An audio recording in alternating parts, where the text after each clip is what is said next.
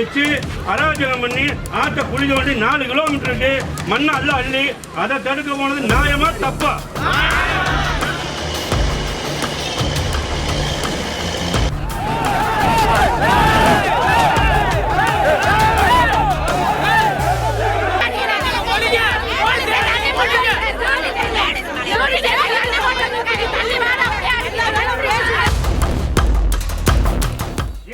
வச்சு அராஜகம் பண்ணி ஆற்ற குழி தோண்டி 4 கிலோமீட்டருக்கு மண்ணை அள்ளி அதை தடுக்க போனது நியாயமா தப்பா? மாட்டு வண்டி தடுத்தாரா? வருங்கால அமைச்சரா மாறுவார். இப்ப கூட எம்எல்ஏ டெபாசிட் காலியாகும். இதன் மூலம் நாங்கள் தெரிவித்துக் கொள்ளும். என்னங்க நீங்க பேசிருக்கீங்க? இதெல்லாம் ஒரு பட்டாளத்தில் இருக்கிற மண்ணை வந்து மண்ணை வந்து எடுத்துட்டீங்கன்னா என்ன சொல்லுங்க.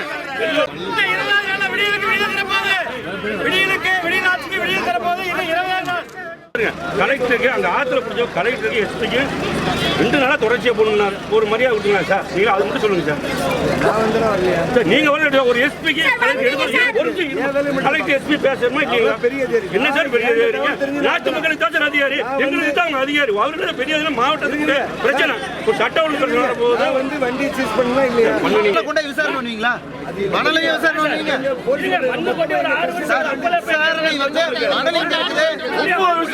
மணல் கொட்டி 5 வருஷம் ஆச்சு. பர்மிட் எல்லாமே இருக்குது. நீ என்னது மணலை கொண்டே விசாரணை?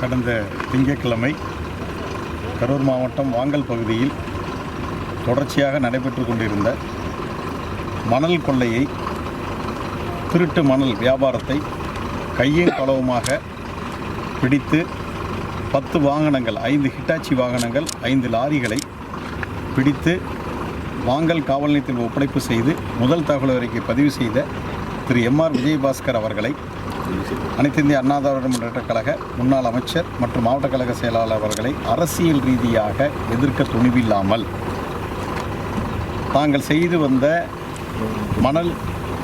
திருட்டு மணல் தொழில் தெரிந்துவிட்டது என்பதற்காக அவரை சிறுமைப்படுத்த வேண்டும் என்று தவறான தகவல்களை அரசு ஊழியர்கள் மூலம் பொய்யான புகார் ஒன்றை பதிவு செய்து அவர் சுமார் 2 ஆண்டு காலமாக அரசு அனுமதியுடன் அரசு டெப்போவிலிருந்து வாங்கிய மணல் வைத்திருந்த இடத்தை பொய்யான புகாரை கிராம நிர்வாகிகளிடம் பெற்று அதன் அடிப்படையில் நேற்று சோதனையிட வந்தனர். அப்பொழுது அவர்களிடம் அசல் ஆவணங்கள் காண்பிக்கப்பட்ட பின்னர் அசல் ஆவணங்களை இன்று காலை 11 மணிக்கு மண்மங்கலம் வட்டாட்சியர் வசம் ஒப்படைத்துவிட்டு பின்பு மணலை நீங்கள் பெற்றுக்கொள்ளலாம் என்று சொல்லி சென்று விட்டார்கள்.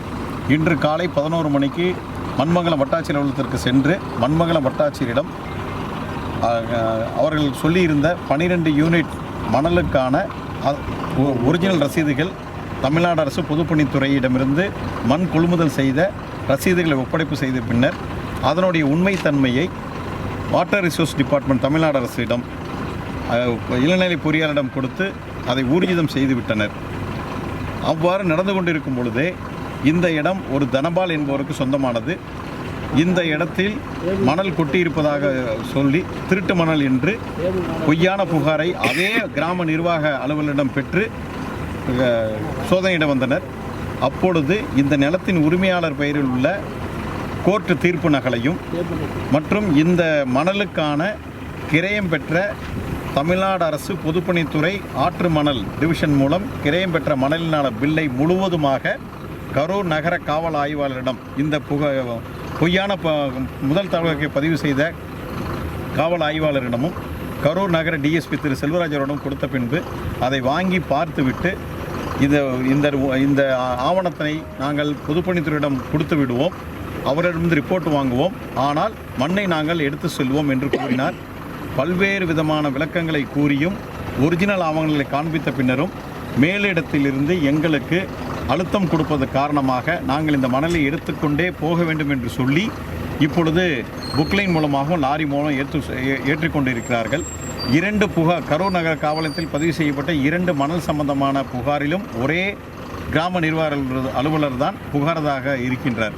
இது முழுக்க திராவிட முன்னேற்றக் கழக ஆட்சியின் அதிகாரத்தை தவறாக பயன்படுத்தி காவல்துறையினர் மூலம் அனைத்து இந்திய அண்ணா திராவிட முன்னேற்றக் கழகத்தின் செயல்பாட்டினை முடக்க வேண்டும் என்ற கெட்ட எண்ணத்தில் செயல்பட்டது.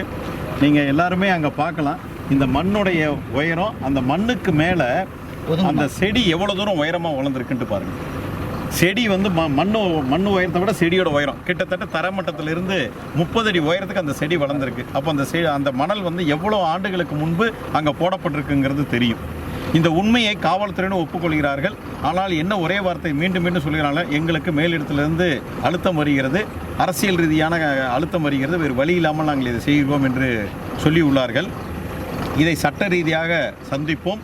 அசல் இந்த மணலுக்கான அவர் தனபால் கிரயம் வாங்கிய அசல் ரசீதுகள் காவல்துறை வசம் ஜெராக்ஸ் ஒப்படைக்கப்பட்டு விட்டது. அது குறித்து எங்களுக்கு எழுத்துப்பூர்வமாக அதை பெற்றுக்கொண்டதற்கான ரசீதை ஒப்புகை சான்றிதழை கொடுத்துவிட்டு மீதியை வழக்கை விசாரிக்கும் என்று சொல்லியுள்ளார்கள். இருக்கிற அனைத்து மண்ணையும் கிட்டத்தட்ட புகாரில் சொல்லியுள்ளது 100 யூனிட். அந்த யூனிட் அனைத்தையும் நாங்கள் அள்ளி கொண்டு போய் தண்ணீர் பந்த பாளையம் அருகில் உள்ள எல்லைமேடுங்கிற யார்டில் கொண்டு போய் நாங்கள் வைக்க போகிறோம்.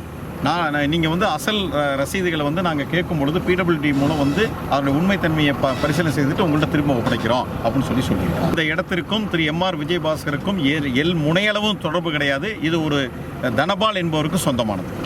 அதுக்கு கோர்ட்டு டிகிரியே இருக்குது. ஏன்னா அவங்க குடும்பத்தில் ஏற்பட்ட பாகக்கரார் வழக்கு ஒன்று போட்டு அதில் தனபால் அவர்களுக்கு இந்த சொத்து ஒதுக்கப்பட்டிருக்கு.